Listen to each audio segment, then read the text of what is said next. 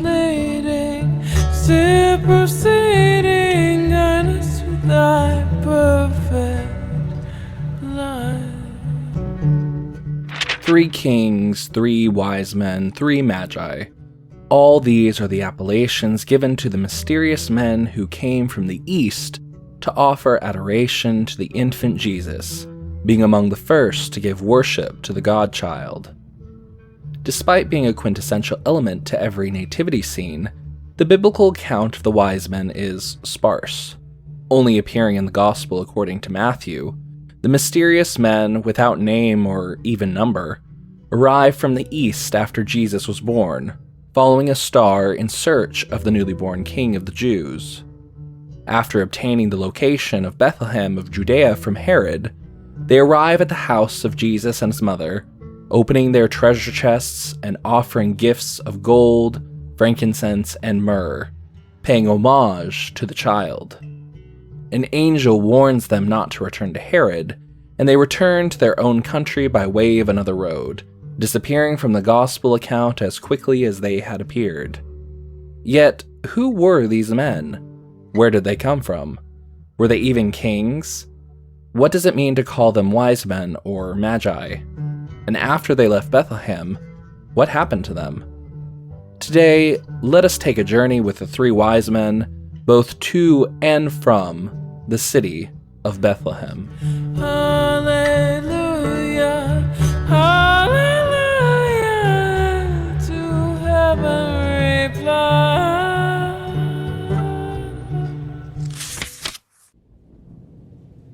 Chapter 1. The Wicked Prophet. However, before we speak of the Magi proper, we must first go back to the times of Moses and speak of a prophet contemporary with the leader of the Israelites, the prophet Balaam. Now it should be stated that, unlike the false prophets which later plagued ancient Israel and Judea, such as Jezebel's prophets of Baal, Balaam himself was a true prophet of God. He spoke genuine prophecy via the Holy Spirit of God. Now at this time, the Israelites had emerged from Egypt and began conquering neighboring lands. The king of Moab at the time, Balak, was fearful of the children of Israel and summoned Balaam, son of Beor, who was a known prophet. Balak requested that Balaam curse the Israelites, but Balaam, after speaking with God, said that this wasn't possible, as they were a blessed people, and he could only do what the Lord permitted him to do. Now, if the name Balaam rings a bell, that's because, I would say, one of the most memorable moments in the Old Testament is when he struck his donkey. You see, Balaam went with Moab's men to meet with him, and the angel of the Lord appears before him, blocking the way. Balaam could not see the angel, but his donkey could, and refused to continue. Angry, Balaam struck the animal, and God granted the donkey the gift of speech, and she asked why he continued to strike her. After arguing with the animal for a time, his eyes were opened, and he saw the angel and repented. Now when Balaam arrived before Balak, he said he could only speak the words which God had placed in his mouth. Brought before the pillar of Baal, Balaam proceeded to bless the children of Israel greatly. This continues until Balaam has blessed Israel with 7 prophecies. The 3rd prophecy says, "There shall come a man out of his seed, and he shall rule over many nations." But the prophecy of note, which we are concerned with today, is Balaam's 4th prophecy, as recounted in Numbers 24, 14-19. Quote, "And now behold, I go unto my people, come therefore, and I will advertise thee what this people shall do to thy people in the latter days. And he took up his parable, and said, Balaam the son of Beor hath said, and the man whose eyes are open hath said, he hath said, which heard the words of God, and knew the knowledge of the Most High, which saw the vision of the Almighty, falling into a trance, but having his eyes open. I shall see him, but not now. I shall behold him, but not nigh. There shall come a star out of Jacob, and a scepter shall rise out of Israel, and shall smite the corners of Moab, and shall destroy all the children of Sheth. And Edom shall be a possession, Seir shall also be a possession for his enemies, and Israel shall do valiantly. Out of Jacob shall come he that shall have dominion, and shall destroy him that remaineth of the city. I should point out that there is a slight variation between the Hebrew and the Greek texts, with the verse 17 in the Greek reading as, "A star shall shine out of Jacob, a man shall spring out of Israel," but the idea remains the same. The rest of the life of Balaam is a story for another day, but he was later the one blamed for Israel falling to the heresy of Peor, and was later slain by the sword as recounted in Joshua 13:22. The legacy of Balaam in the New Testament is that of a wicked man who led the Israelites astray, but his prophecies did remain true. Thus, in this sense, Balaam may be seen as the forefather of the Magi, whose prophecies were kept by the magicians of the East. Chapter 2. Men from the East. So now that we know as to why the star would have been known to them, who were the three Magi exactly, and where did they come from? The Gospel records that the men came from the East, without specifying a country. Some fathers, such as John Chrysostom, Cyril of Alexandria, and Theophylact, place them in Persia, as astrology and the study of the stars flourished in that land, and a ruler needed to be versed in the lore of the stars. Others, such as Justin Martyr, Cyprian, and Epiphanius, place their origin in Arabia, which abounded in gold, frankincense, and myrrh, the three gifts the Magi brought with them.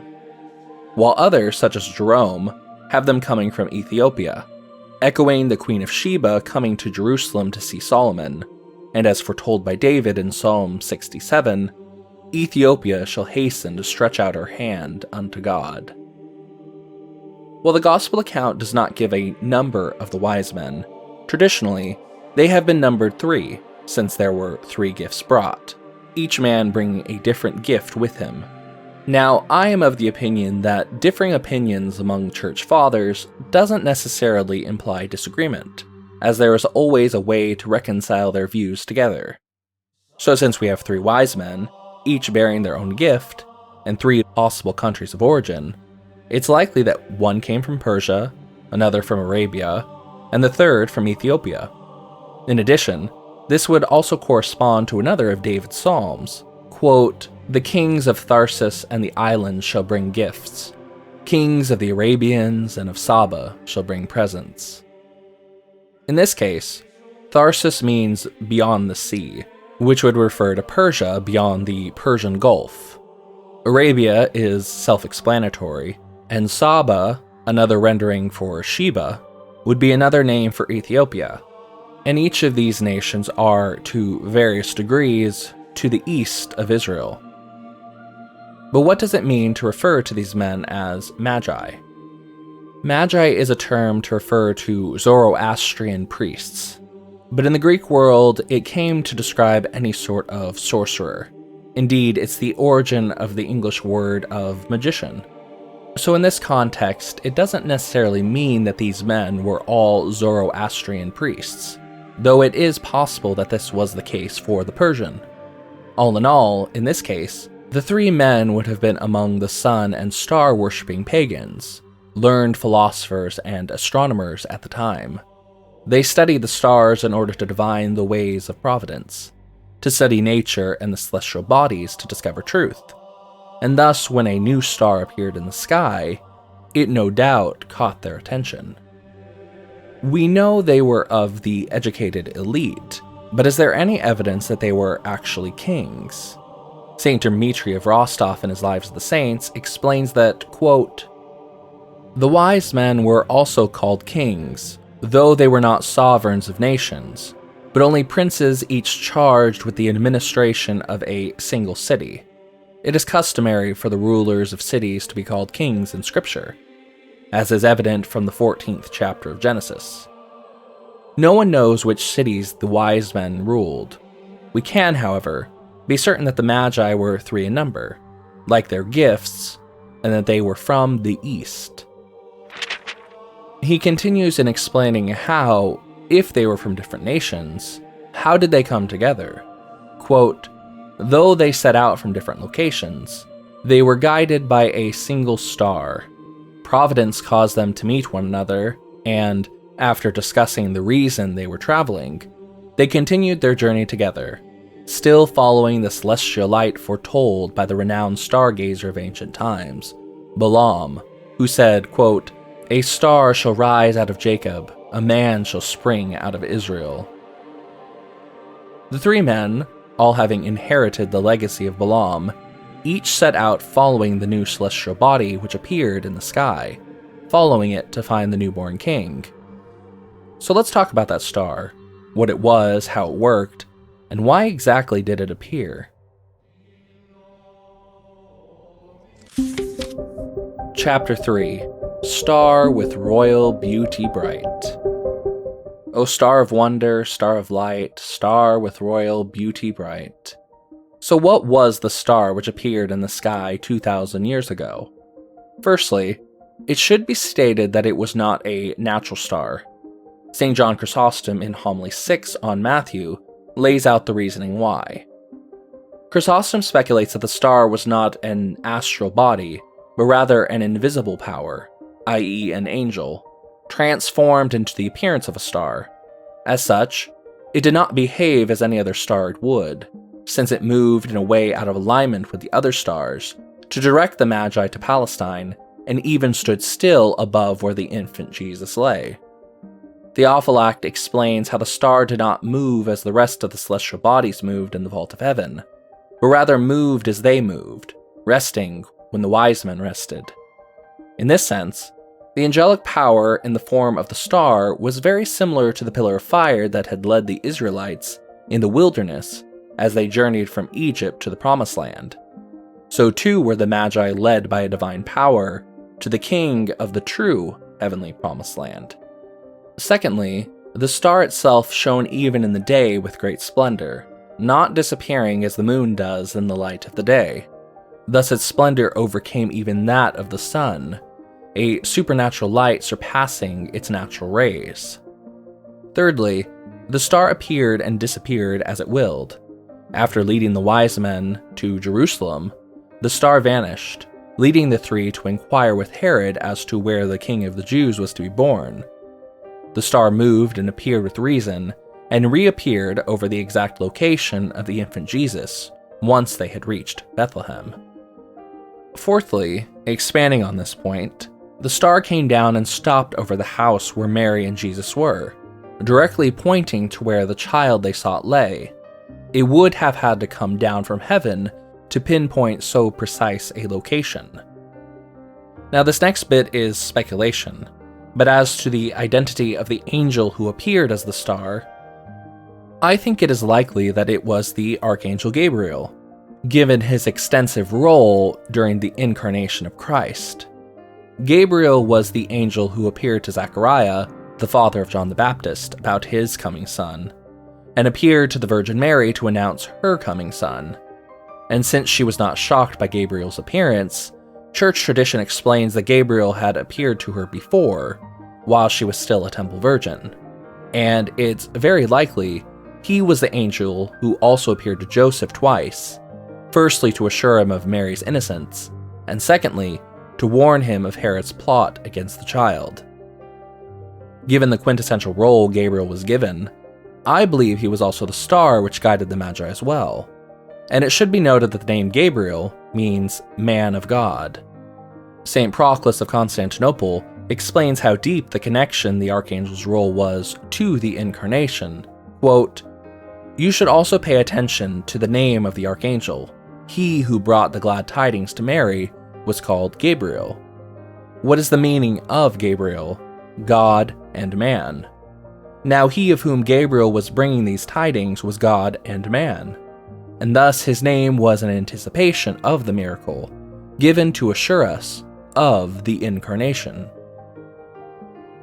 But returning to the star itself, why did this angel appear as a star, and why did it appear to the Magi in particular? As pagans and worshippers of the stars, why were they, of all people, chosen to be among the first to bear witness to the incarnation of God in the flesh? Gregory of Nyssa, in his oration on the Nativity, explains as to why pagan men were specifically chosen.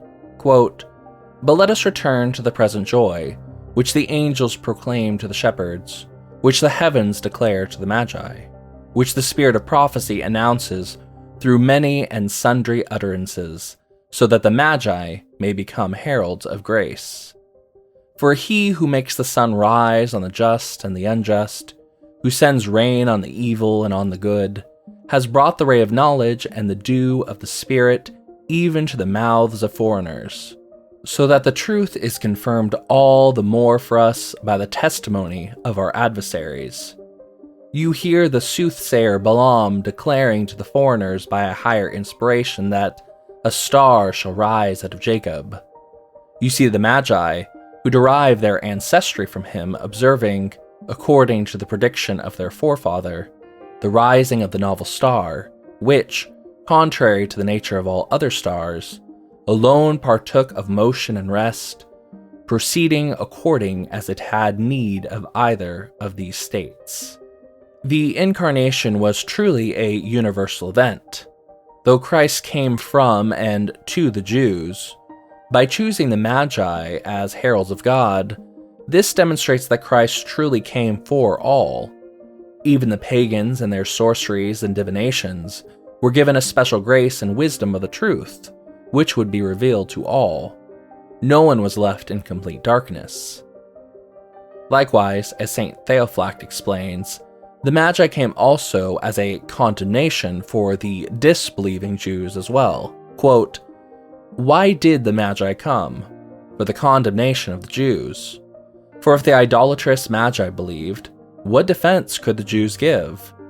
The Magi also came so that the glory of Christ might shine forth all the more through the witness of the Magi, who before had been subject to the demons and were enemies of God. From the east, this too is for the condemnation of the Jews. For the Magi came from such a great distance to worship him, while the Jews, who had Christ there in their midst, persecuted him." Thus, these three pagan men, foreigners to Israel, its prophets and covenant, were among the first to worship the incarnate Lord. But why was it a star which appeared to the wise men? Was it just to fulfill the prophecy of Balaam? As Theophylact explains, the Magi were astrologers, and so the Lord used what was familiar to them to draw them to himself. In the same manner, the Lord astonished Peter the fisherman by the multitude of fish which he caught by the name of Christ. Essentially, God spoke their language. He used what was familiar to them in order to reveal the truth and guide them to himself. Indeed, the main hymn for Christmas Day in the Orthodox Church demonstrates this. Thy nativity, O Christ our God, has shown to the world the light of knowledge, for by it those who worshipped the stars were taught by a star to adore thee, the Sun of righteousness, and to know thee, the day spring from on high. O Lord, glory be to thee. Eusebius, an early church historian, remarks what an auspicious day the appearance of the star would be to the Persians. There appeared the star, both transformed in its aspect, and also conspicuous by its rays, and terrible and grand in the glorious extent of its light, and it overpowered by its aspect, as it inclined to the depths, to teach that its Lord had come down to the depths, and descended again to the height of its nature, to show that its Lord was God in his nature. And when the Persians saw it, they were alarmed and afraid, and there fell upon them agitation and trembling, and fear got the mastery over them. And it was visible to the inner depths of the east alone, and the Persians and the Huzzites and the other peoples that were around them knew that this was what Balaam had foretold, and this apparition and news flew through the whole east. Origen, in Contra Celsum, even speculates that the reason for the Magi setting off on their great journey was in part due to the star causing their magic and sorcery to cease to work. Their previous powers had disappeared at the rising of the star, thus concluding that a greater power had suddenly come into the world. Quote, "To the Greeks, then, I have to say that the Magi, being on familiar terms with evil spirits, and invoking them for such purposes as their knowledge and wishes extend to, bring about such results only as do not appear to exceed the superhuman power and strength of the evil spirits, and of the spells which invoke them to accomplish. But should some greater manifestation of divinity be made, then the powers of the evil spirits are overthrown, being unable to resist the light of divinity. It is probable, therefore, that since at the birth of Jesus, a multitude of the heavenly hosts, as Luke records, and as I believe, praised God, saying, "Glory to God in the highest, and on earth peace, goodwill towards men." The evil spirits on that account became feeble, and lost their strength, the falsity of their sorcery being manifested, and their power being broken. This overthrow being brought about not only by the angels having visited the terrestrial regions on account of the birth of Jesus, but also by the power of Jesus himself and his innate divinity. The Magi, accordingly, wishing to produce the customary results, which formerly they used to perform by means of certain spells and sorceries, sought to know the reason of their failure, conjecturing the cause to be a great one, and beholding a divine sign in the heavens, they desired to learn its signification. I am therefore of the opinion that, possessing as they did the prophecies of Balaam, which Moses also records, inasmuch as Balaam was celebrated for such predictions, and finding among them the prophecy about the star, and the words, "I shall show him to him, but not now. I deem him happy, although he will not be near." They conjectured that the man whose appearance had been foretold, along with that of the star, had actually come into the world, and having predetermined that he was superior in power to all demons, and to all common appearances and powers, they resolved to offer him homage. Returning for a moment to the idea of Gabriel as the star which appeared to the wise men, if you recall in the book of Daniel, Gabriel is the messenger sent to answer Daniel's prayer. However, for 21 days, a demonic entity known as the Prince of Persia had opposed the archangel, forestalling him until the archangel Michael arrived to assist him. I particularly like the idea of Gabriel returning to Persia in his heavenly splendor, causing the demon's power to fail, and leading the Magi to Bethlehem. Thus, the wise men set off on their journeys to find this newborn king, who was greater than any power they had previously witnessed. Not knowing what kind of kingdom from which he would reign, and not knowing the place of his birth, they brought gifts appropriate for each aspect: gold for a king, myrrh for a mortal man, and incense for a god. But we'll talk about the gifts themselves a little later. Gifts in tow, the men arrived at Jerusalem, and the star vanished from sight. Not knowing where to go, they instead made their way to the palace of Herod, the king of Judea, seeking to learn the location of the newborn king, assuming that the current king and his people would be eager to learn about their coming king. Chapter 4: The King of the Jews. However, the news of this king frightened Herod and the people of Jerusalem, and he called forth the priests and the scribes to discern where the Messiah was to be born. Consulting the prophets, Micah in particular, they return with Bethlehem. "And you, Bethlehem, in the land of Judah, are by no means least among the rulers of Judah, for from you shall come a ruler who is to shepherd my people Israel." Which is a paraphrase of Micah 5:2, "And thou, Bethlehem, house of Ephrathah, art few in number to be among the thousands of Judah. Out of these shall one come forth to me, to be a ruler of Israel, and his goings forth were from the beginning, from eternity." Now Herod then summons them secretly, telling them about Bethlehem, and requesting that they inform him when they discover the boy, so that he may worship him as well, which, of course, we know to be a lie. But why was Herod so afraid? Herod himself was not a Judean, but an Idumean, son of Antipater by an Arab woman, So he was not rightfully king, and thus saw the prophesied child as a threat to his own kingdom. That is also why he summons them secretly, as to not alert the rest of the Jews in fear that they would support his claim against himself. Herod also inquires as to when the star first appeared. So let's take a look at the time frame between the star first shining in the sky and the wise men appearing in Jerusalem. When did the star first appear? There are various opinions, but I think one is much more likely.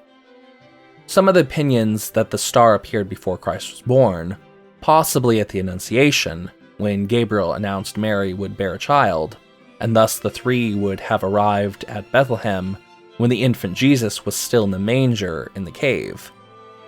This opinion is shared by John Chrysostom, Theophylact, Meletios of Athens, Justin Martyr, and John Damascene. Another possibility was that the star appeared when Christ was born, so given it would be doubtful that the Magi could have reached Bethlehem in 13 days, they would have had to arrive much later than the Nativity itself. As they were minor kings and not messengers, they would have had a caravan of animals and attendants with them, and to arrive only in 13 days, they would have had to be transported mystically by the star, similar to how the prophet Habakkuk once had. But given how they arrived at Jerusalem and not Bethlehem itself, it seems very doubtful that if an angel had carried them, he would have dropped them off at Jerusalem and not carried them all the way to Bethlehem. However, while the popular nativity scenes has the wise men present with the baby Jesus still in the manger, the Gospel of Matthew itself says that they arrived at the house where the child and his mother were. As there were no rooms in the inn, as recorded by Luke, Joseph and Mary had to lodge with the animals, which were kept in caves at this time. Thus, what I believe to be the more likely opinion, as believed by Epiphanius, Jerome, Eusebius, Hippolytus the Theban, Nikephoros, Callistos, and Nicetas of Ceres, the star appeared at the birth of Christ, and the wise men arrived approximately 2 years later. And this would make sense, as we know that 40 days after his birth, he was brought to the Temple of Jerusalem for purification rites, as according to the law of Moses, which would seem unlikely if Herod was already searching for the child to kill him. This is especially relevant as Herod, after learning when the star first appeared, sought out all boys 2 and under. St. Nicodemus of the Holy Mountain reasons likewise, quote, "If the Magi arrived before the presentation in the temple, was not all of Jerusalem in the meantime shaken from Herod's search to murder the infant? If the Magi found Christ in the cave, why then does Matthew clearly say that they found the child in a house? If the star appeared to the Magi before the nativity of Christ, and they venerated him in the cave, why should Herod slay 2-year-old children rather than newborns?" But this does raise another question as to why Joseph and Mary were still in Bethlehem 2 years later, when Joseph resided in Nazareth. However, given that God used the census of Caesar Augustus to ensure that Mary would be in Bethlehem in time for the birth of Christ, I don't think it's unreasonable to assume that there would be another providential reason for them to return to Bethlehem in time for the arrival of the Magi. As we know that, according to the Gospel of Luke, Mary and Joseph visited Jerusalem yearly for the Passover, it's likely that they also visited Bethlehem as well, placing them in a house just in time for the Magi to come bearing the gifts to the young child and his mother, overwhelmed with joy to see that the star stopped above them. Entering in, they were mystically illumined by grace upon seeing the child, kneeling before him, offering him worship, and they opened their treasure chests before him. After offering their gifts and worshiping the child, they are warned in a dream not to return to Herod, and return by the way of another road.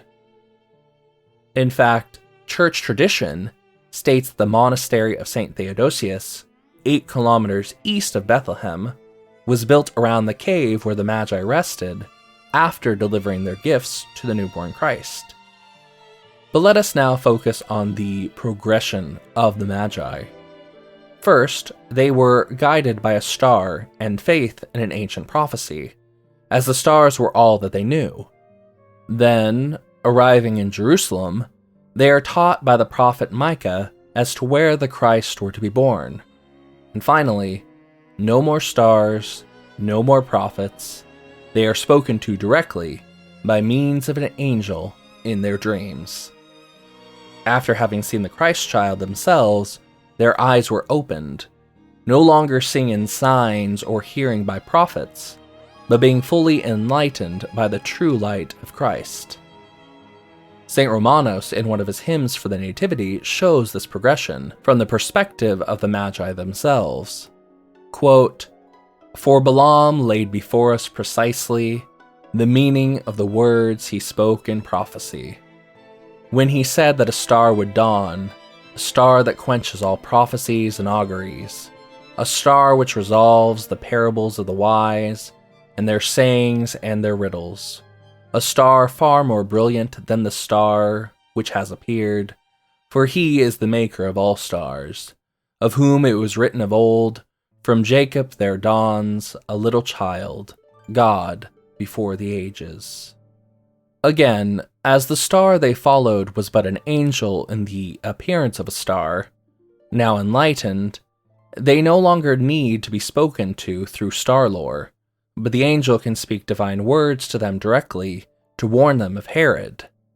And again, I think it likely that this was Gabriel who warned them, no longer needing to conceal himself in starlight, but speaking directly to them in their dreams.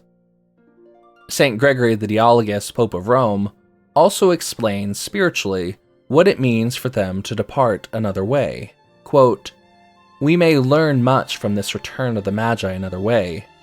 Our country is paradise, to which, after we have come to the knowledge of Christ, we are forbidden to return the way we came. We have left this country by pride, disobedience, following things of sight, tasting, forbidden food, and we must return to it by repentance, obedience, by contemning things of sight and overcoming carnal appetite." And thus, as the Magi returned by another way, so too would Joseph, Mary, and the Christ child depart, also being warned by an angel of Herod, taking the gifts of the Magi to fund their flight into Egypt. Chapter 5. Bearing gifts, we traverse afar. Gold, frankincense, and myrrh. As I mentioned before, the three gifts were brought by the Magi, unsure of what sort of being was to be born in Judah. Gold they offered to him as befitting a king, symbolic of his status as both of David's lineage and as king of all creation, both a mortal and divine king.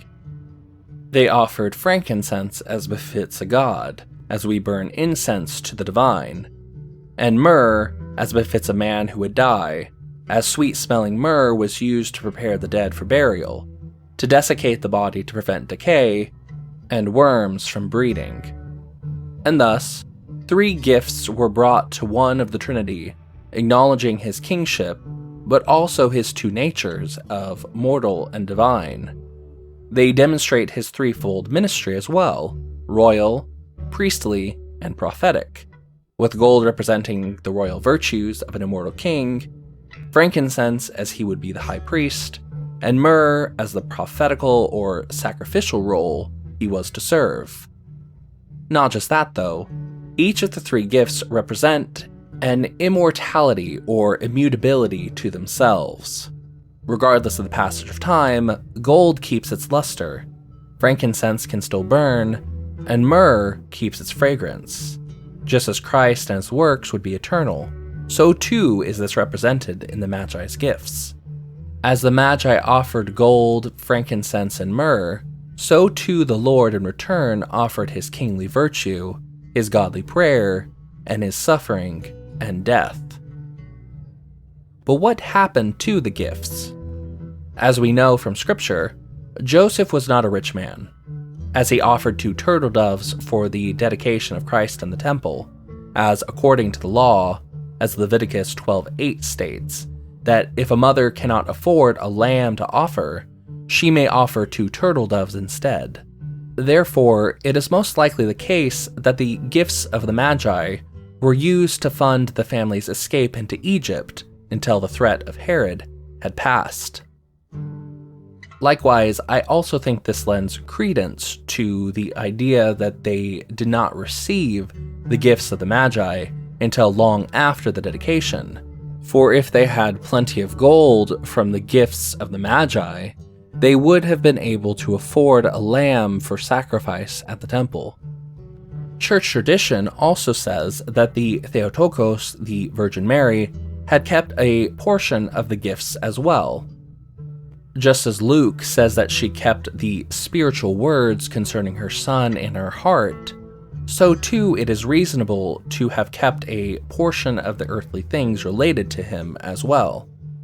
It is said that then she would leave this portion of these gifts in the care of the Church of Jerusalem prior to her dormition, and the gifts would remain in Jerusalem until they were brought to the city of Constantinople around AD 400, where they were kept until the city fell to the Ottomans in 1453. The wife of the Sultan Murad II, stepmother of Mehmed II, Sultana Mara Brankovic, was a pious Orthodox Christian, and she brought the gifts of the Magi to the monastery of St. Paul on Mount Athos, where they remain today.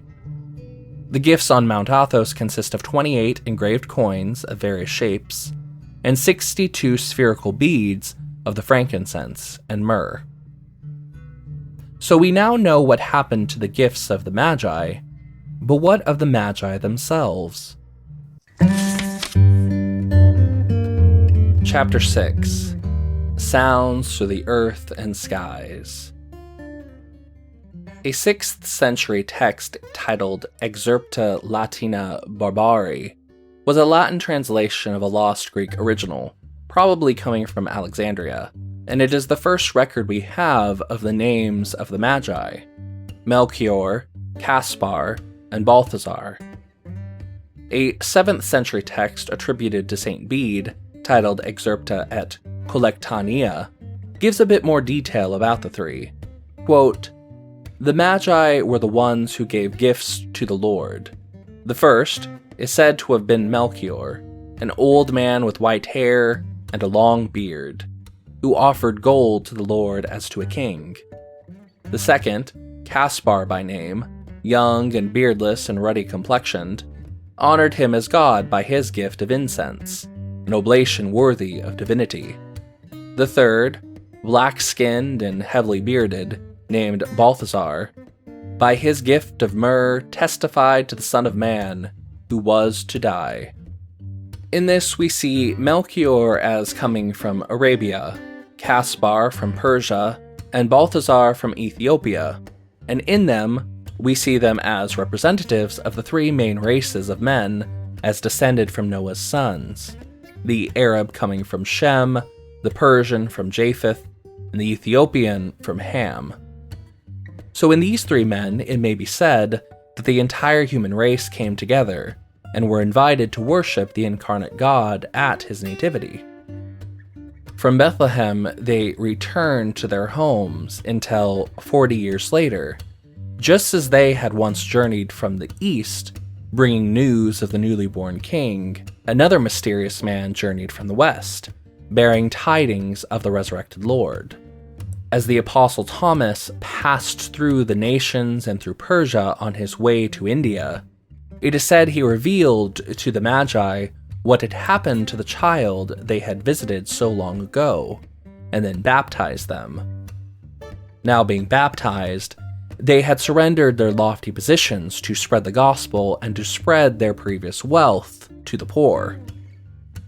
Meeting together in Sebaste, Armenia, the 3 Magi celebrated Christmas together, and soon after entered into their eternal rest after years of labor, in AD 54. There are varying traditions regarding as to who then discovered their relics. One source indicates that Saint Helena, mother of Constantine the Great, retrieved them as she began her search for anything related to the life of Christ, as she was also the one who found the true cross. Another source, however, has the Emperor Zeno discovering them in Persia. Regardless, though, they were brought to Constantinople and then transferred to the Bishop of Milan. It is said they were transported in a large marble sarcophagus, pulled by a cart of oxen, and as they entered the city, the cart sank into the mud, and the bishop took this as a sign as to where to build the basilica.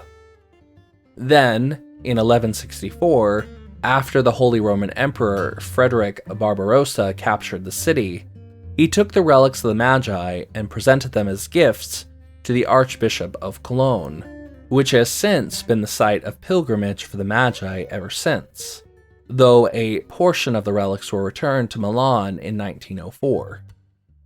And as I reach the end of this exploration of these three kings, I'd like to turn back to the stars for a moment.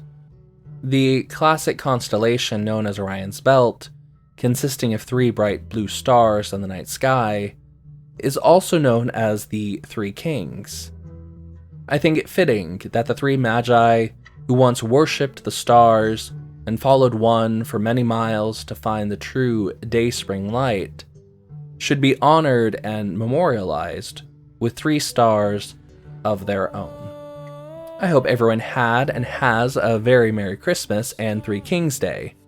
If you like this video, feel free to like and subscribe if you haven't already, and if you'd like to support the Debellions archives here, there are links below. And if you didn't like this video, that's okay, because we're in the season of peace on earth and goodwill toward men. And with that, I will see you all next time.